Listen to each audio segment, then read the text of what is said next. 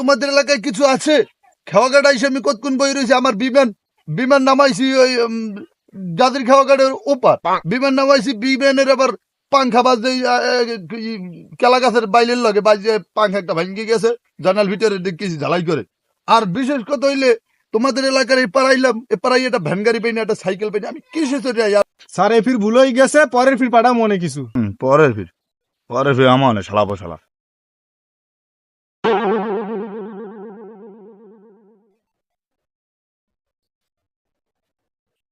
অকি Kose তো এখন এই নিয়ে খারাপ নিয়ে গেলে কই দূর রুম্বা খেলবো না, বার দে